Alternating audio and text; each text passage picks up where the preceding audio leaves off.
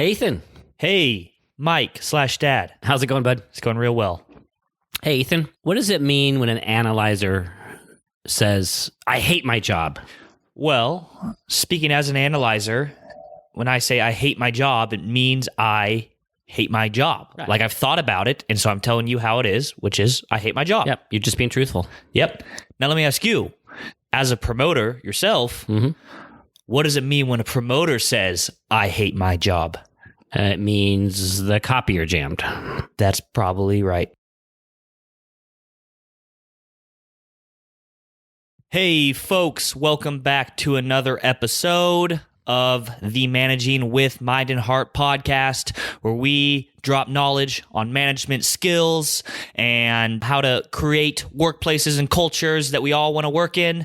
And we are now on our third installment of our series on behavior styles. We're doing probably a 5-ish part series, all on behavioral styles, talking about what they are not, and then breaking down the 4 different styles and their wants, needs, and expectations. And we are excited to be here. We are. Hey, this is Michael Nash with Nash Consulting. And did I not introduce myself? You didn't, but go ahead. Okay, well, I think, or hopefully some of you know me. I'm Ethan with Nash Consulting as well. And by the way, if you're tuning into this episode and you have not listened to the first 2 installments of our series on behavioral styles, go back and listen to those first. This episode really is not going to make a lot of sense for you unless you listen to these ones in order. So the first one is called Humans in the Wild, and the second one is called Analyzers. Anyways, today we are talking about Mr. Mike Nash. Well, not exactly Mr. Mike Nash, but yeah, we're talking about promoters today, and promoter happens to be I think it's my primary style. My secondary is called conductor. So I'm a promoter conductor, and Ethan, we established an analyzer. Mm-hmm. Yeah, an analyzer. And secondary? Probably a conductor, maybe a listener. Again, we all access at least 3 of the 4 behavior styles. So anyways, before we jump into talking about promoters today and their top 10 wants, needs, and expectations, let's just spend seriously 1 minute beating our favorite dead horse here about behavior styles, which is, of course, please remember, behavioral styles is not how you feel necessarily, right? Behavioral styles is about how you show up to other people. Right, and that's what makes this different than a lot of other inventories, super valuable stuff like Myers-Briggs and Enneagram, lots of things. But this is about how we impact others, and it's just so important that we understand this as humans, but let's narrow it down. As managers, we don't know how we're impacting our employees, our fellow managers so much of the time. And that's not just bad stuff, right? We might be impacting people in really positive ways and we're not aware of it, or we might be thinking we're having an impact and we're not. So this is about the way we show up, which is so often different than the way we're feeling inside. Right. Now, these top 10 wants, needs, and expectations that we're going to go through with promoters, how did we come up with these top 10 wants, needs, and expectations? Where do these come from? And are you saying that every promoter has these top 10? Not at all. This is a construct. This is, on one hand, I'll tell you though, it's embedded pretty deep in the social sciences. Like this is stuff that's been around forever. The 4 spectrums of human behavior that we talked about a couple episodes ago, right? How we make decisions, how we like our environment, the way we show up socially, the way we accomplish tasks. And by the way, please go back and listen to that if you've forgotten, because that's going to have a lot to do with what we're talking about here today. But that stuff is deeply embedded in human observation over the centuries, actually. There's actually been some research that this goes back a long, long ways. Mm-hmm. And as we're going through the promoter here, if you're a promoter, you should probably be listening to this so you understand a little bit more about how you might be showing up to other people. Now, if you're not a promoter, why should you give a dang about any of this? That was very careful. Right? That was good. Maybe you should just wait till you get to your primary style. Listen to that? No. You got to be listening in stereo here. You got to be listening for your own style. And as you said, Ethan, let's listen for our own style, and at the same time, remember that it's not one size fits all, right? You're not going to match up with every one of these things, but it will give you insight into the way others are experiencing you, which is really important for human relationships. But your question, then, why do we need to be listening to Promoter if I'm not a promoter? Because the other reason we're doing behavior styles is so that we can understand the people that are in our lives. We can look at, for example, our partner in life, our one of our children, our boss, our employees, and we can understand why they're showing up the way they're showing up. And that might lead us to, for example, maybe make some adjustments in how we communicate. It might allow us to give more grace to that person. We might look at that person and go, oh, okay, I get that. It might still annoy me, right?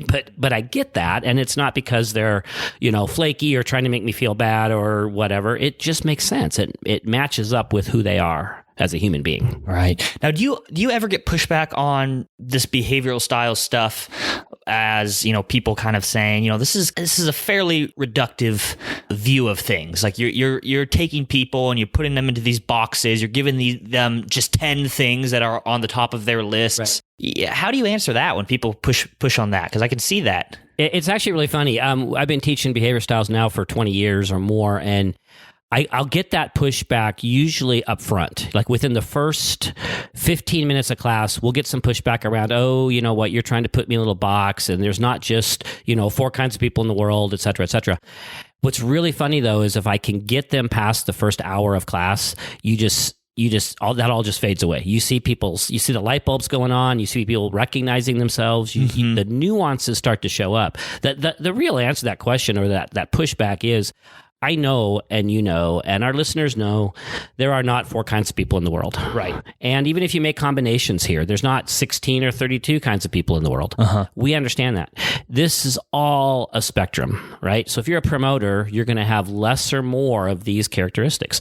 But the fact is, when you step back and look at the human behavior that's going on around you, when you're done listening to this episode, you're going to be able to recognize the promoters in your life. Right. Well, I say we jump into this now. So, we're talking about promoters, as I may have mentioned once or twice now. And Mike, I'm going to let you take the lead on this since you're a promoter yourself. And by the way, what does it feel like to be a promoter? How does that feel? It feels awesome because promoters are awesome. Okay. Gotcha. And I want to let you know that one of the things that's on the list, folks, whoever you are out there, is fun, right? The word fun. And I got to tell you, Ethan, it's hard for me to start a podcast like this and just jump right into business. So let's talk fun, right? What did we do yesterday? You and I. Yesterday was a good day of just carving up the slopes. It was awesome. We were out there skiing, snowboarding up in the Wenatchee area, and we did have a lot of fun. We really Luckily, did. Mike here is a promoter, or we wouldn't have been able to have fun. Because here's the thing, you can't have fun without promoters. Okay. So let's step back a little bit, buddy. You're totally contradicting pretty much what we just got through saying about the way this shows up. But let me tell you this. Here's one thing that is absolutely true. Well, first of all, let me address what you just said. It's actually sometimes people do what you just did. I mean, I know you're kidding, but people do this in class. Like you'll say, for example, remember we talked about analyzers, and I said we talked about them wanting honesty. Yeah. Right? Well, does that mean the rest of us like to be lied to? No, of course not. This is not mutually exclusive stuff. But what it is about is kind of what shows up. How do we present ourselves? If you were to describe a promoter, let's say at their funeral, you're talking about the promoter, you're probably not going to say they were like super careful and detail oriented, right? But you're probably going to say, man, Mike Nash, he just brought some fun energy into the room, didn't he? Right. This is kind of how we show up, how we present. It's just kind of that thing. So this is the first one we're talking about then. Talk about fun. Yeah. Top 10 wants, need, and expectations. Promoter is fun. Yeah, and so that might show up in ways like, well, even right here, like, hey, as we start this podcast, let's banter a little. Let's talk about our life. Let's talk about fun. It's not necessarily that we're out having fun while other people aren't. Right. It's that right now in the moment, in a conversation, in the workplace, you want to laugh a little bit, or you want to kind of get to know somebody, or, we're the promoters are the kind of like, hey, welcome to this group. Here's who I am. Who are you? Let's get to know each other. Yeah. One of their mottos might be, hey, well, we all spend a lot of time at work, so we might as well have some fun doing it, right? Exactly right. So I think that was a key point there that really helped me comprehend this fun piece, which is a little bit, out there at first glance. They're not necessarily working any less than other people. They're just as hard as workers as other people. They just like to kind of mix in maybe a little bit more fun with the business, right? Lighten the mood a little bit. Now, not always. Nope. I've been around promoters that are not in any sort of mood to even put a sprinkle of fun on a situation. Oh, well, I get there too. And that might be because of course, we all take a break from our style, or it might be my conductor secondary showing up there where I'm like, let's get down to business. Right. I'll tell you, when I mentioned fun in class a couple of years ago, this woman in class who knew she was a promoter, but she said, oh, that's not me. That one's not me at all. And everyone in the room who worked with her started laughing.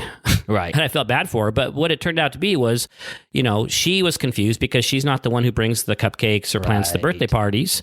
However, the way she shows up, her very presence, the way she talks, the way she tells stories, interacts with people, just brought fun. Yep. Now, with the fun, what good does that bring into, a culture or workplace? That kind of goes without saying maybe, but some people could see that as somewhat, distracting, having that kind of person around. Well, yes, and let's start with that. It can be, right? Yeah, and every one of these behavior style components has its flip side, and, promoters, if they're not careful, can, maybe that funeral wasn't the place to tell that joke, kind of thing. And I've mentioned funerals twice already in the last 10 minutes. Yeah, it's kind of weird, morbid. Yeah.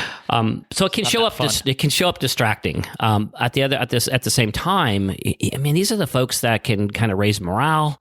These are the folks that can, take a situation that might be kind of boring or routine, or maybe even there's some stuff going on that's not so great. And they can add a little bit of glass half full, and, let's enjoy ourselves. And, one thing I've thought of here, not to spend too much time harping away at this fun piece, but it's just so much fun, is that I also, when I'm around a promoter and they have that vibe with them, that kind of just fun, lively vibe with what they do, even in, a tense workplace meeting, they bring almost a sense of safety to a group. Because, when you can turn a somewhat tense situation and you can work in a little bit of different energy, like a little bit more, I guess, just fun energy. I'll just keep using that word. It can kind of cool people's nerves a little bit and make people understand, hey, this group is safe. Safety is one of the most important things when it comes to a culture that works effectively. Yeah, that's really good. That's true. And what you're getting at too, and let's just one more word on this sort of flip side of the coin. Every one of us has our own kind of, I don't know how to explain this, but level of personal health, right? And there's healthy promoters and there's unhealthy promoters, and there's healthier analyzers and there's unhealthier analyzers. And the maybe the less self-aware promoter is going to be distracting and maybe say things that are funny that maybe aren't that funny, or, not using a lot of good situational awareness. And your healthier promoter is going to probably be a little bit more choosy about when they, interject something that's kind of fun. So keep that in mind as we go through these styles, that there's just such a broad range of how these qualities show up. Sure. And speaking of situational awareness, one more quick detour here.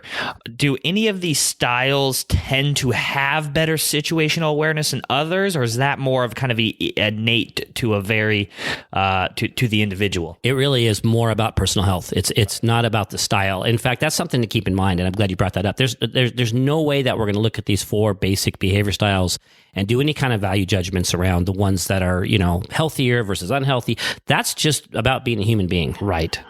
This is a construct that we're talking about. And very possibly by understanding behavioral styles on a deeper level, it will bring better situational awareness to your day-to-day life. Yeah, exactly. In fact, one of the main reasons that we teach behavior styles is so that we can better understand ourselves and better understand others, so that we can interact with both in mutually beneficial ways. I like that. I like it again so much, I'm going to say it again. Please. To better understand myself and others so that I can interact with both in mutually beneficial ways. I like that. That's sugar to my ears.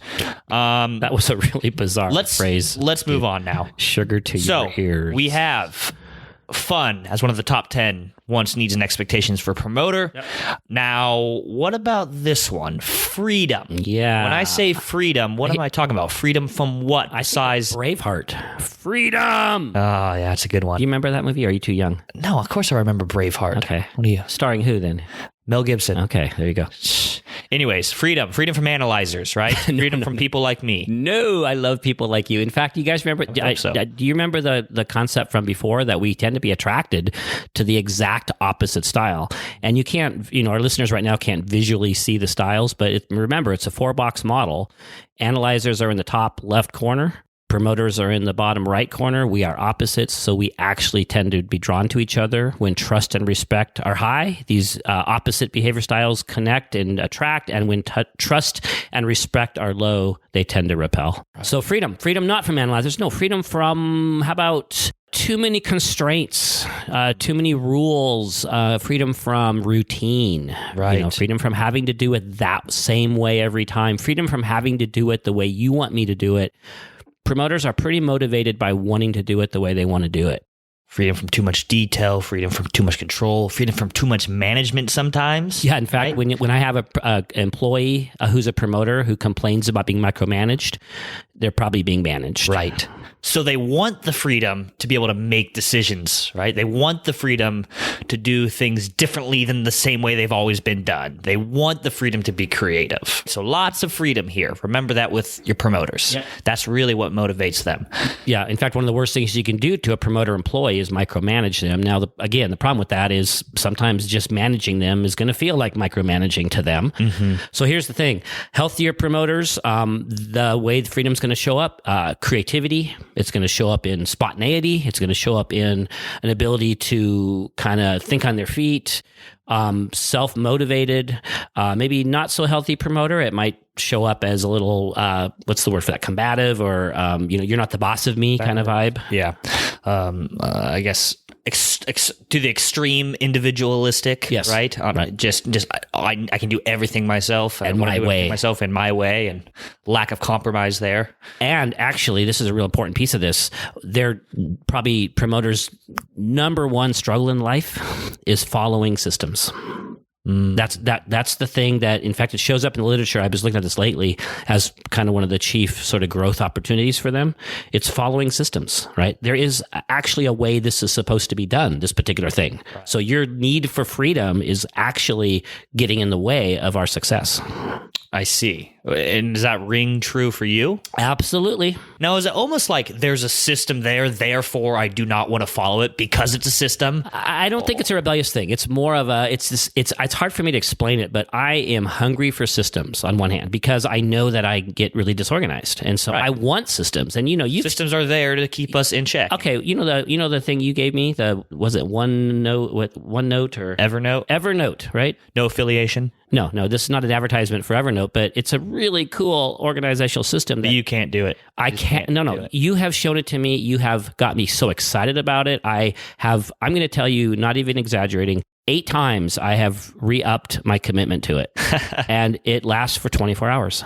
I can't follow the systems. But I'm just having a hard time understanding the psychology of that. If it's like, that taking your medicine is good for you, yet when it comes to take it, you just won't take it. No. See, you're still thinking of it more as a choice. It's almost as if, so there's my vitamins in the bathroom. It's like you're right? Possessed. Like you just can't help yourself. You just can't help yourself. I will do this, and then it's like, no. Okay, no, so this is where analyzers and promoters might have some difficulty communicating. This is where we can't really even just see each other. Please, listener promoters out there, you get me, right? You get me. So okay, I got vitamins in my bathroom in little containers, and it's painful, but I do fill up the containers with all my vitamins, and I take them every day. I can do that. Mm-hmm. I can do that. It's like it's almost as if, here's an analogy, like I went to open my little vitamin containers and I couldn't open them. Like, it's like I want to open them, but I can't open them. So that's what, like, this one Evernote thing, I can't remember what it's called even. I have the system here, and I've actually plugged everything into it, and I've got my freaking to-do lists in there, and I've got, it's all there, and I just can't remember to open it. I go back to yellow sticky notes on my computer screen. Systems are just hard. I get it. I get it. Yeah. Systems are hard. I would say that it doesn't mean it's impossible for a promoter to get on board with a system. Not at all. I mean, there is just a sense of discipline, and it may take longer to get there, right? So, yeah. So now you're saying we're undisciplined. I'm not saying you're undisciplined. I'm just saying in this area, you may have to be more disciplined if there's a system that you know is going to be better for you in the long run. That's exactly right. You just have to, whatever that may be. But we have a client right now who is struggling. He's a HR person and just the neatest guy, and he's a promoter. And even the systems that are sort of embedded in the workplace through the HR process, it takes him so much energy. But the thing is, he can do it, and he's doing it. Right. I'll tell you what, though, and this is true for every behavior style. He's going crazy. Well, not going crazy, but it takes a lot of energy. Just put it that way, right? So let's say an analyzer's spending all day long at work following systems. They're going to maybe be able to go home and have a whole bunch of energy still left over. Right. For a promoter, following systems all day is going to sap their energy. Just like if an analyzer was forced all day to be, being social all day and being spontaneous all day, they're going to go home and crash. Right. So that has a lot to do with, it's not that we can't do these things, but it does have to do with how our energy is spent. Right. And that really is the main message here. Understanding how we differ in these ways and why one person might be burnt out from something that you feel is so effortless for you. That's right? exactly It's just right. a different way we see the world, folks. That's exactly right. Let's take the other two kind of quickly, and then we're going to get to one that takes a little bit more time. So I'm going to add two really quickly here. To be social, right? To be, under that, communicating, emailing, texting, talking. Promoters are going to be chatting more throughout the day. They're going to be communicating while they're working. They might use more airtime than the average person. Well, they tend to use more airtime than the average person. Okay. They might speak up more often in a meeting. They might, they have a lot to say. They like to tell some stories. Right. So they're just using more words, whether verbally or written, throughout the day. That's exactly right. And then we're going to add one more. These guys are busy. They like to keep busy. Yeah, these folks are kind of a low tolerance for boredom. They like to keep moving. They get a lot done. You might wonder with all the chatting and the fun, how they getting their job done. Well, they're getting their job done, and they're probably getting half your job done too. They're the multitaskers, right? They can get things done quickly, and they can get a lot of it done. Doesn't necessarily mean that they're crossing every T and dotting every I throughout it. No, it's not about how much. It's not about the quality as much. But let's put these things together really quick, right? Freedom, fun, to be social, to keep busy. You put that package together right there. Yeah. You got energy. Got a lot of energy. You got motivation. You got some kind of high morale stuff going on. You certainly got relationships happening there. On the other hand, like we've said, you might have some little bit of distracting, not as focused, maybe trouble kind of staying on course. Yeah, a little less structure, maybe when structure is due. That makes sense. All right, so the next one is action or immediacy. This one's key. I wanted to park on this one for a bit. It's action and immediacy. We're kind of putting these together. Action just means, what? Do we really need to have another meeting to discuss this? Let's do it. Yeah, do it now. These guys are probably going to spend less time writing things into a systemic to-do list and more time just doing the thing. So it's action oriented. Let's move forward. These are the folks that don't want to be sitting around talking about it or planning it, which of course can get them in trouble. Because let's talk about this other word, immediacy. This is the reason I wanted to park on this one for a few minutes, is because this is probably the trait that gets us in trouble. And the immediacy, right. It gets us in trouble. At the same time, it's the thing that allows us to be so spontaneous and pivot and think on our feet. Take advantage of opportunity, like right there before it's passed, right? And keep us moving. Yes. So I'm going to ask you, Ethan, as a person who knows and loves a promoter, and that would be me. Oh, yeah. You're not the only one I know and love as a promoter, all right? I got a lot of promoters in my life. Yeah, I bet you do. A little too many. Just kidding. I'm kidding. Hold on there, dude. I can take that out. No, don't. Leave it. It's a joke, folks. Calm down. So I want you to tell me, in what ways might a promoter's immediacy just torque your shorts? Torque my shorts.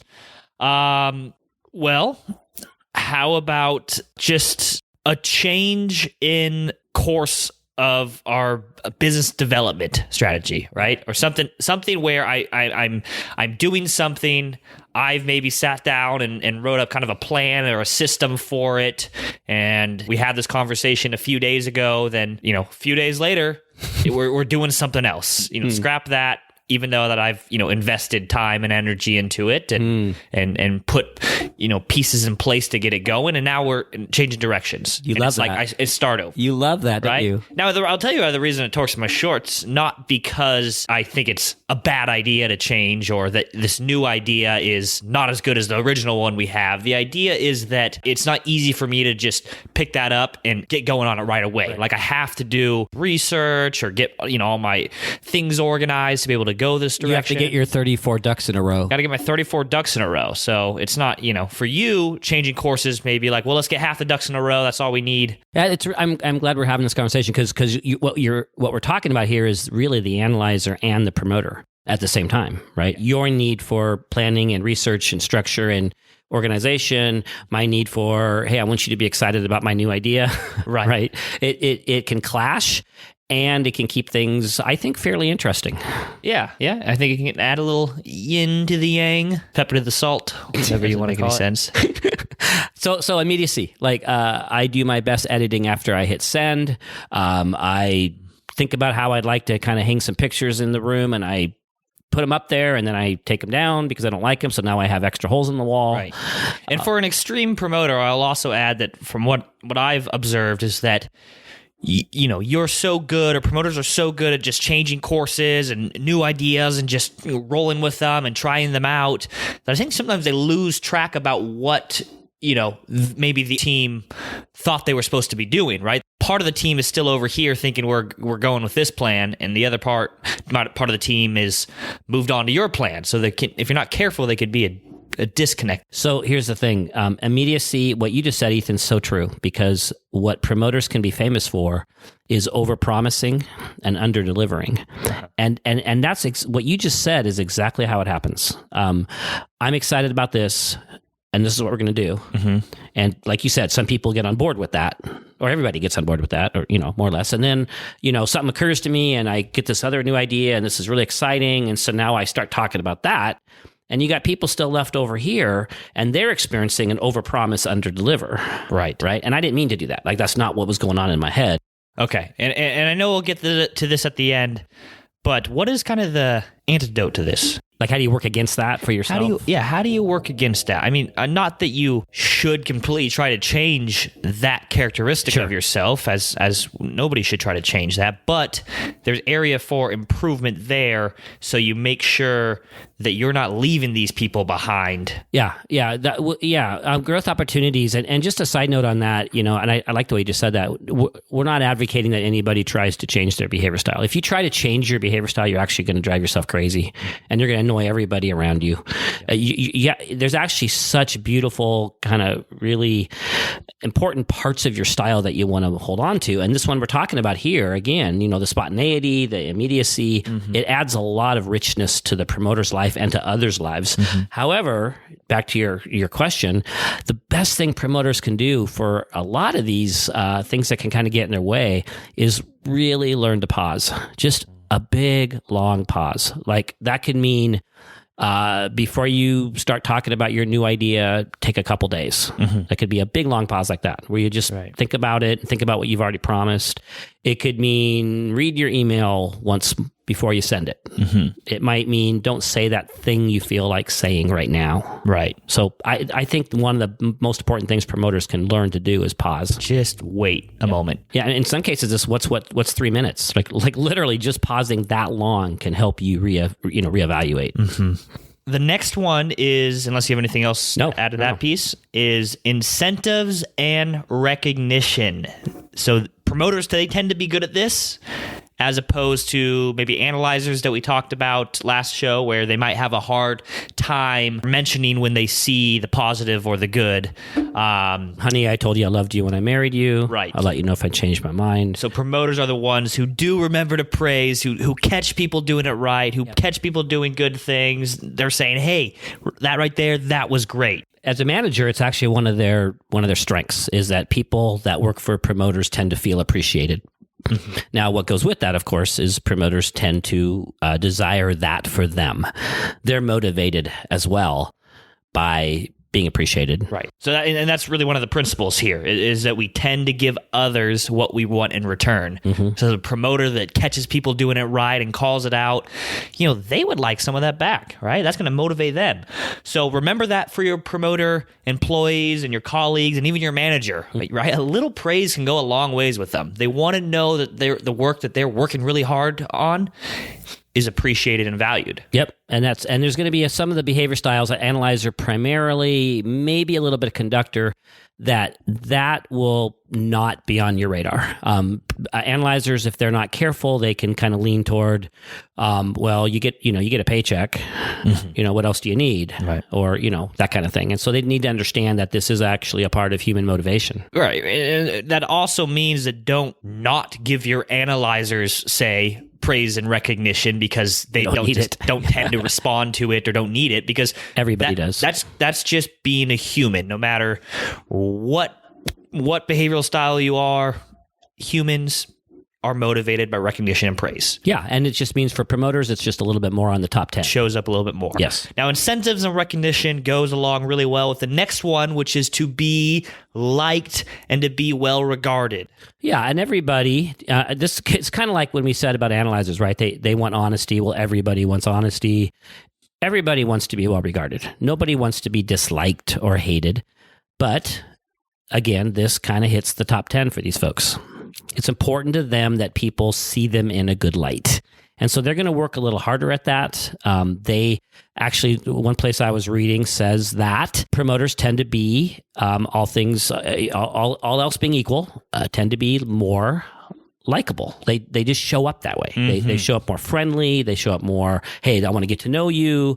Again, they maybe have some fun. So they tend to be recognized as pretty likable people. And why is that? Well, if I want to be liked, what am I going to do? Right. Act in a likable way. I'm going to act in a likable way. Now, this could lead to this, right?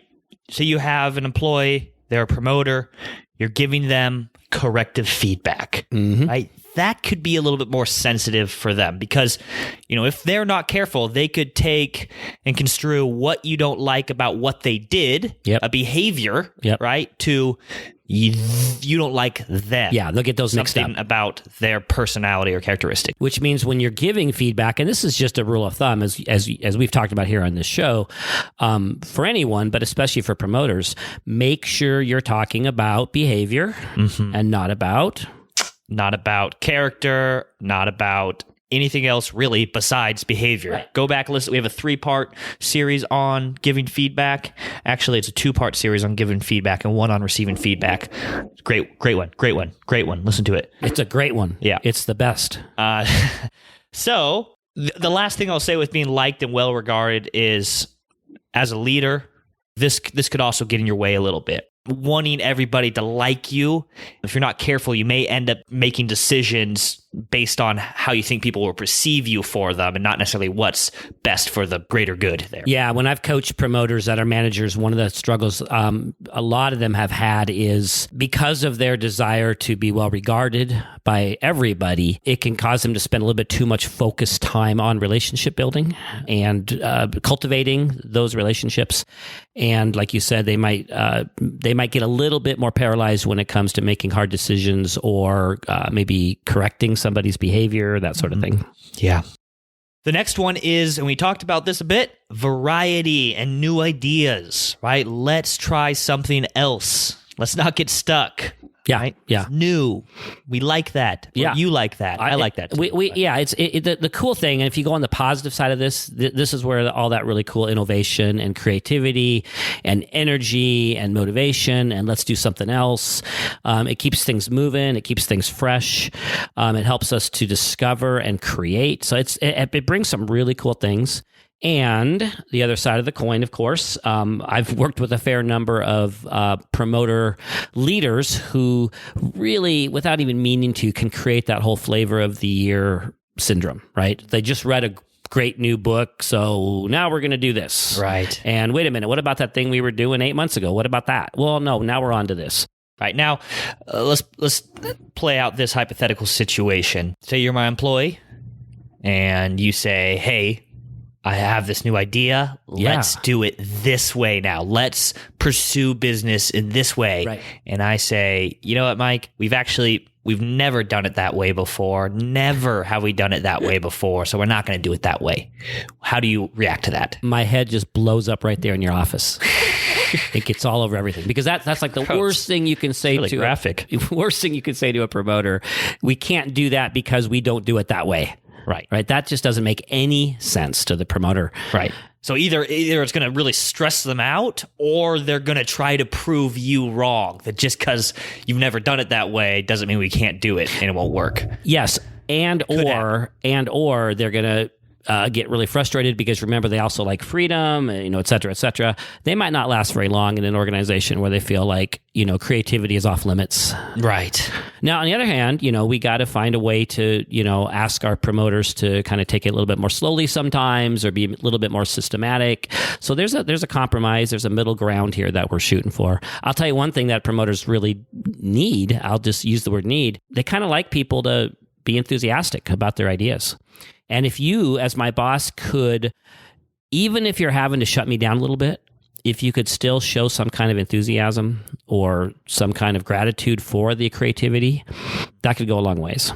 Now, managers, can you see how this information is so valuable when it comes to keeping up morale in the workplace? Now, if you couldn't parse out the difference between the way Promoter shows up and the way analyzers show up, and so you would just kind of have a cookie cutter management style for everybody, and maybe you're an analyzer and everything is in systems and processes, you're going to have really poor morale from, coming from your promoters.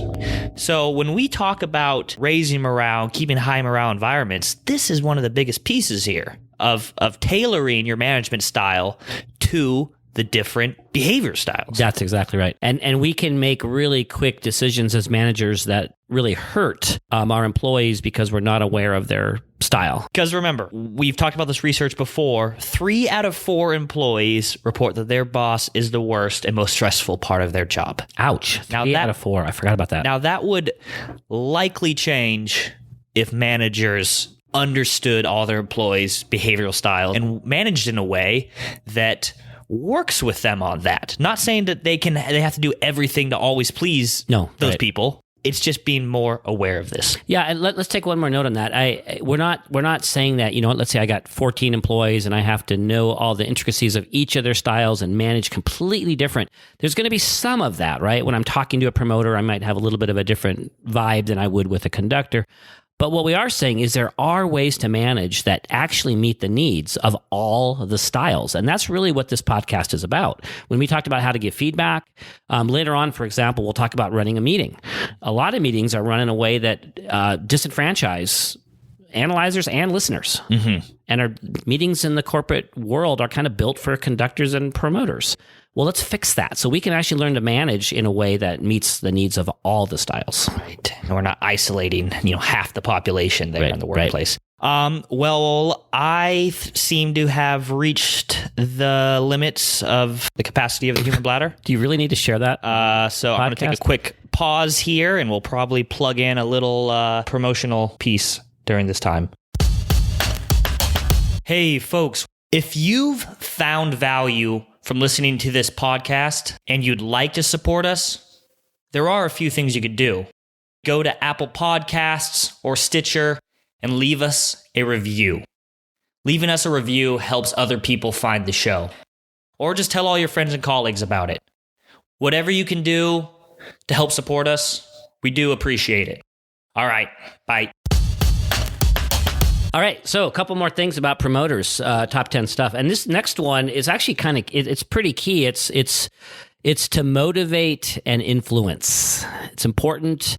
Well, I won't say it's important, but it's actually kind of one of the superpowers that promoters have. And in fact, it's where they got their name, Promoters, because of their ability to motivate people and influence others. These are the folks that can rally the troops. These are the folks that can say, hey guys, let's do this. And they turn around and there's all these people following them. It's one of the reasons that promoters frequently do get into leadership roles. They have sort of a glass half full attitude toward the world, and they love spreading that positive, we can do this, we can make it, to people around them. Now, the interesting piece about this is if you have a promoter in your workplace who's got high morale, they're golden. They're going to spread that high morale because they can't even help but be influential. On the other hand, if you have a promoter in the workplace who has low morale, they can be poison. Not even meaning to, but because promoters tend to be influential, they are going to spread that low morale to people around them.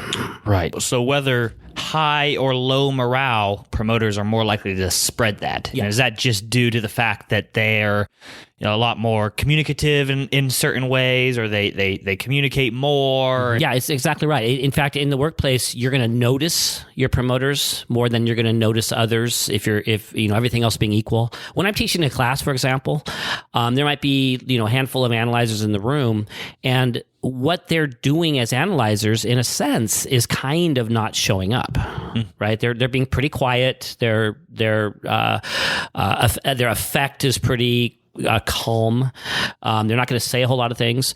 On the other hand, your promoters show up. They're going to laugh more. They're going to talk more. They're going to ask more questions. So, in a sense, they are influencing the room more than the analyzers are, and that's true for a workplace. Right. So when you see a promoter complaining about being in a low morale environment, how do you respond to that? Like, what's your initial reaction without any of the other pieces in place there? Yeah, if I'm aware that they're a promoter, I calibrate. In fact, I do this with every behavior style. It's like when the analyzer says, we're just it's like a frat house in here. It's too crazy and people are talking too much, and I have to ask them maybe to step back and look at kind of where they're coming from. Is that really true, or is it the analyzer part of them that's experiencing the same thing with promoters? Promoter who says it's a low morale work environment, I might ask some questions around, well, what does that exactly mean to you?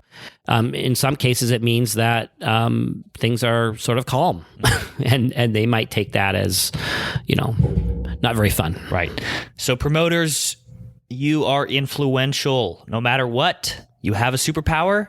Use it for good, not for evil. Exactly. And if you're looking at a low morale environment, if you're in a low morale work environment, maybe first take a look in the mirror. I'm not saying that it's always you. I'm just saying that could possibly be a factor. Yeah, and also look in the mirror and ask yourself, are you expecting or needing something that's a little bit higher or a little bit more, more rowdy, more fun than the average person? Maybe your tolerance has to shift a little bit around that. Mm-hmm. Now, the last one, Promoter's top 10 wants, needs, and expectations is relationships. Promoters are motivated by building relationships, connecting with other people, and they tend to focus a little bit more of their energy on building those relationships than, say, an analyzer or conductor, which we'll get into in a couple of weeks. Yeah, that's exactly right. And so again, the positive side of that coin is they're going to be welcoming, they're going to be inclusive, they're going to be building community, building team, getting to know people. They're going to tend to be pretty vulnerable, a little bit more trusting in terms of, here, let me tell you all about me. And, the other side of the coin, again, they can spend maybe too much energy focused on relationships and not as much on task or not as much on systems. They can let the relationship issues get in the way of productivity or cause them maybe more angst than is necessary. Right. So that is all 10 of the top 10 wants, needs, and expectations for promoters. Real quickly, I'm just going to go through the 10 of them as a review. So promoters, the first one is freedom. Fun is the next one. The third is to be social, to communicate. Next is to keep busy, keep moving. And the fifth is action and immediacy. And you can put those two together. Number 6, two things together, incentives and recognition. The next is to be liked and well regarded. Yeah, number 8, variety and new ideas. And number 9, and this is really their superpower here, to motivate and to influence. And number 10 is a focus on relationships and relationship building. Motivated by building those relationships with others. Now, we are going to spend just a little bit of time here, just because we're almost out of time for this show, but we're going to spend a little bit of time talking about emotions. A little bit about how these promoters show up emotionally. Now, if you remember last episode, we did this with our analyzers. Ugh, I just had a spasm right there. And we determined that analyzers tend to not show emotions much at all. Yeah, let's sort it this way. Think of it as a spectrum, and I invite our listeners to kind of imagine a spectrum that goes from the left side, which is the least likely to show or tell their emotions, meaning that their body isn't going to show their emotions like on their face as much, and they're not going to be talking about their emotions as much. We would put analyzers on that end of the spectrum. So analyzers are the most of the 4 styles. They're the most incongruent. It doesn't mean they're not feeling all the emotions that everybody else is feeling. It just means they're not showing it on their face, and they're not talking about it as much, so they become much harder to read. So they're on that end of the spectrum.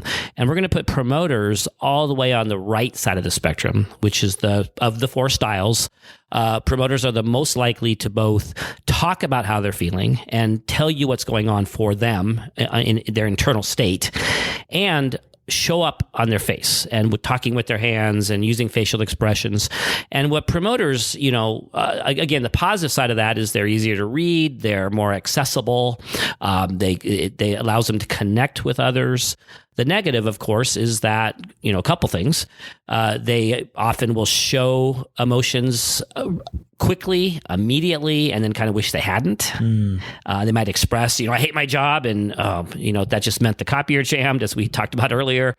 They might, what they tend to feel, they feel big and they feel temporary, but they're verbal and they're immediate. So bam, there it is. And they've said it, and now they get over it. But they kind of left a wake behind them a little bit, right? Others aren't over it. Others heard that they hate their job, so now others think they hate their job, and the promoter's already moved on. Mm-hmm. They're fine. So let me ask you, for a promoter listening to this, and now understanding this information about how they show up emotionally, they tend to show it big, both verbally and physically. What can you do with this information as a promoter to help you just be more effective in the workplace, but as well as in your personal lives, in those personal relationships?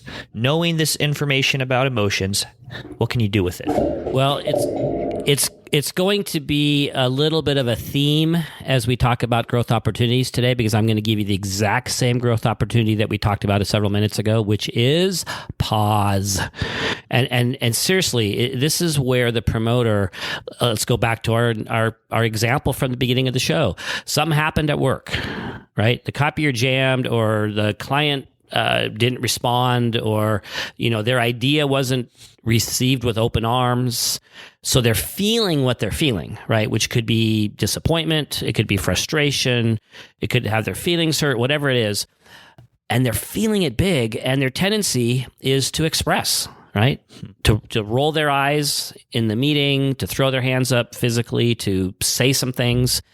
And then they're going to regret it, right? They're going to wish they had just held back. So the most important things, this is not an easy thing. This is not something that you're going to master in the first, couple days of practicing this, but it's learning to just stop and process and think and be a little more measured about what comes out of your mouth. Right. And that, again, that could be a lifelong journey right there. Because absolutely. In a lot of ways, this type of reaction, especially physically, it can be out of your control in a way. Like there are times, even for me, that actually quite specifically for me, that I will react physically to something I've heard, my face changes, or something in my body language that is really just clear as day to those around me that, I'm not happy with the situation.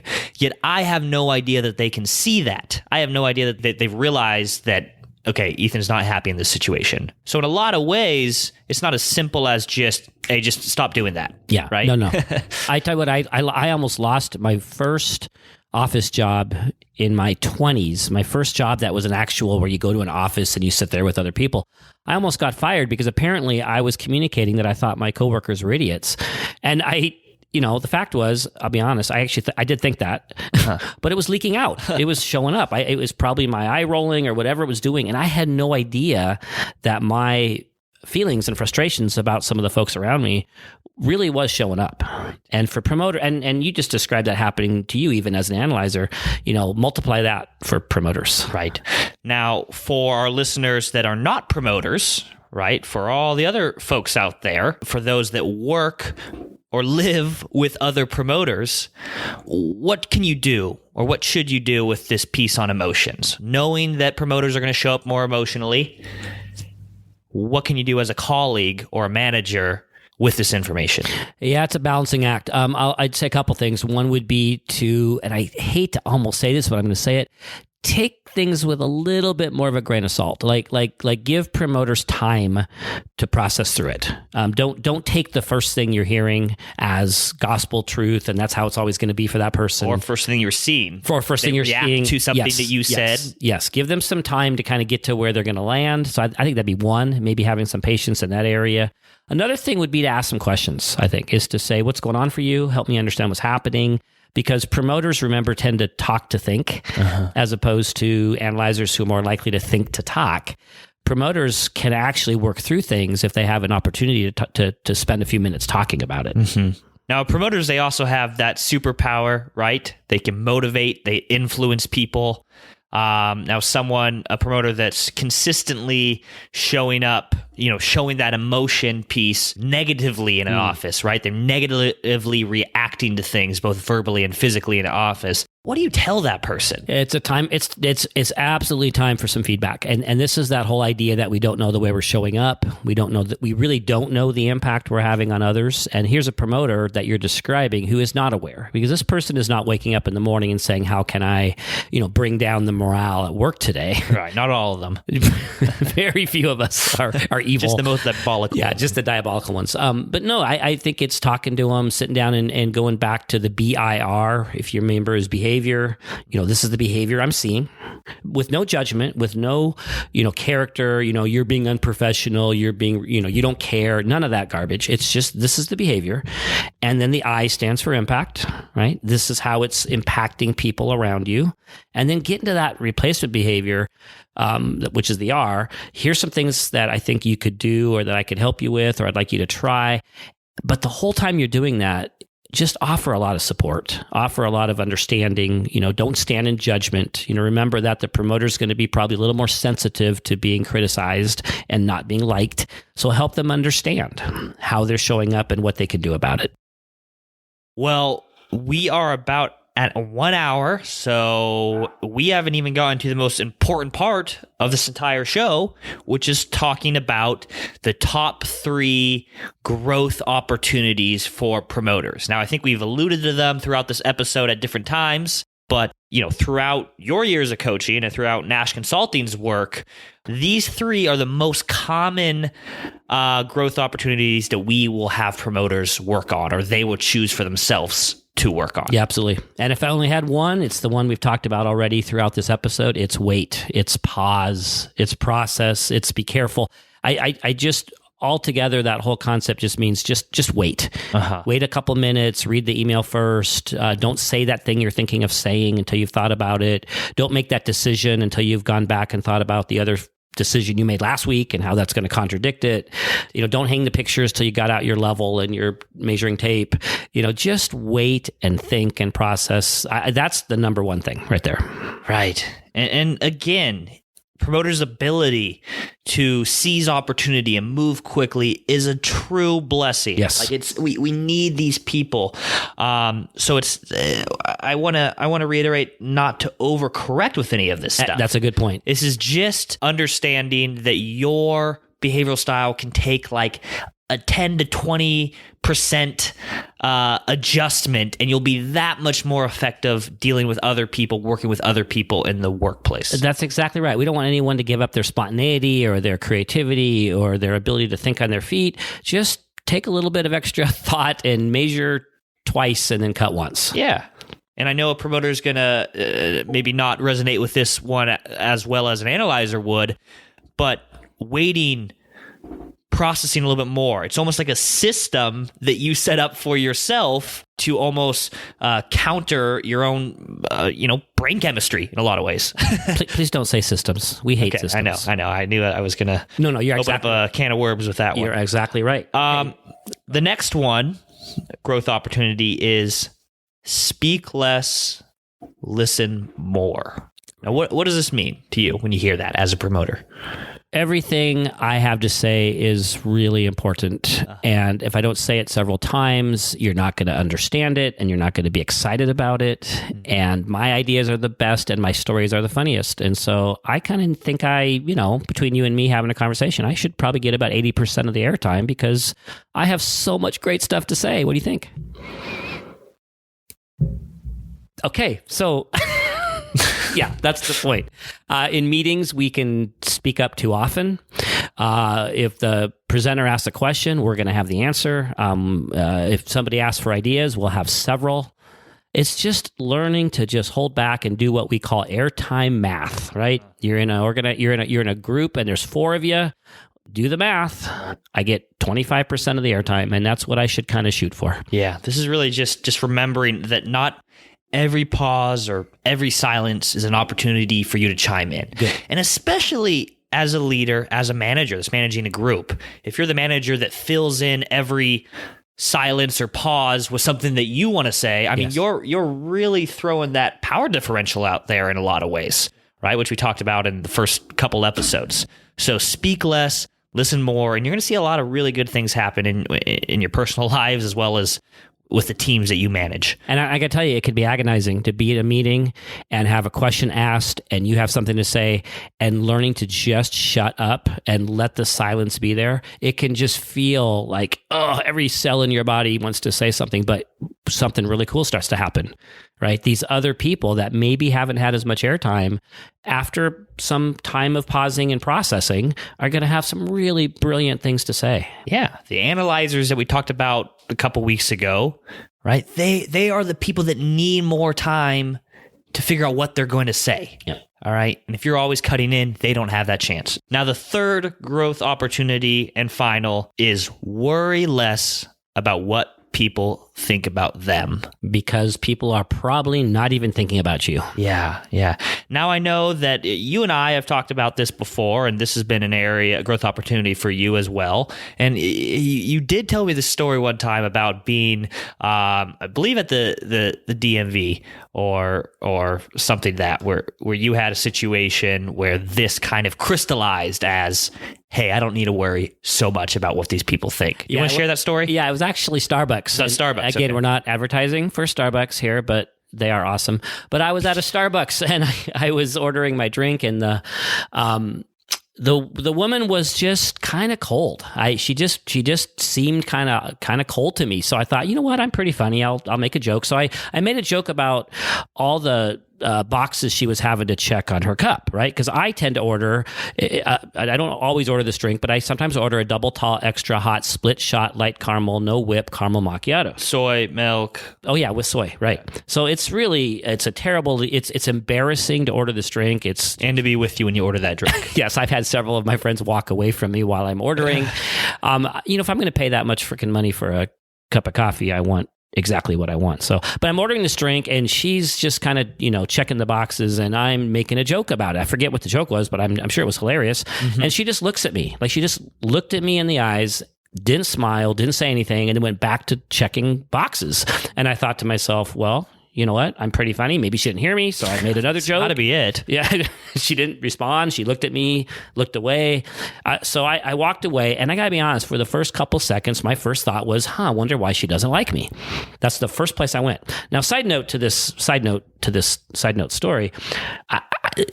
one of the ways you see a promoter grow is this piece right here is one of the first indicators of a healthier stance toward life, because I don't really feel this anymore. This doesn't happen anymore. But I stepped away. She doesn't like me and what's going on. I wonder why that is. And then I watched her with the next few customers, and she was just the same with them. You could see that she just was not giving much response, wasn't very demonstrative, exactly the same with them. In fact, it seemed to me maybe the third person in line, she knew them because there was a little bit more chatter going on there, but she still looked the same. And I figured out, oh, I get it. We haven't got to these guys yet, but she's probably a conductor. And when conductors are doing tasks, they're doing tasks. She's probably thinking, oh, you know what? He made a joke, social skills, eye contact. And she, did the eye contact thing.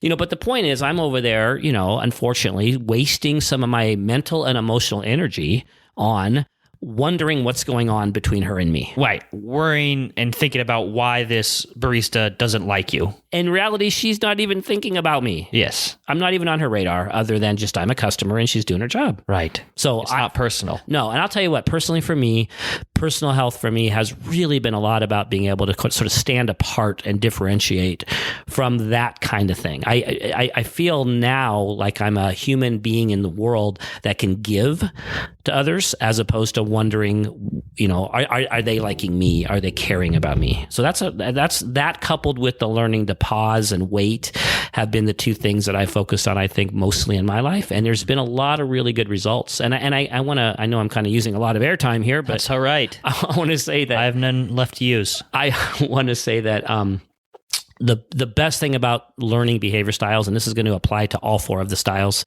is you can grab onto these growth opportunities and you can practice them consciously. You can put them on note cards and, look at one a day and say, today I'm going to practice, for example, limiting my airtime, right? And you cycle through your growth opportunities once a day. Focus on a new one, focus on one of the other ones. And throughout your month, throughout your year, you're going to start to see change. And what happens is not only do you change your habits, we've talked about plasticity of the brain, you actually start changing your brain. Yeah. And I like the way you said this, Ethan. 10, 20% adjustment in your behavior style, not trying to become a different behavior style, can make all the difference in the world in your effectiveness in life. Absolutely. And one other tip I will add to just instilling these as habits. Again, we're only picking 3 growth opportunities here for our promoters and for each one of these behavioral styles. Just start with that. Start with 3 growth opportunities, right? One of my favorite sayings is, if everything is your priority, then nothing is. It means you got to narrowly focus on 3 and like you said, rotate it every day, or for some people, they like to do it every week.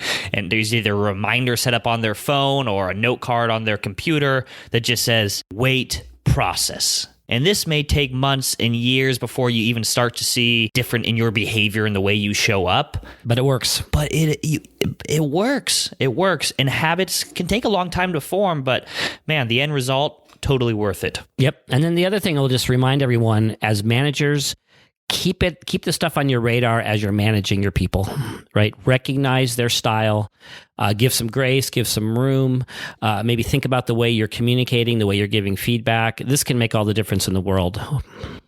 All right, folks. That is it for today. No long outro here. Besides, I would like you to please sign up for our newsletter. It comes out once a month. It's more, I like to think of it more of a publication than anything. It's articles that we're writing. We're sharing things that we've found interesting or valuable for us that month. So sign up for it. It's easy. Just text the word leading to the number 66866. Please, we'd love to see you on that list. All right, folks. Until next time, where we will be talking about the conductors. Ciao.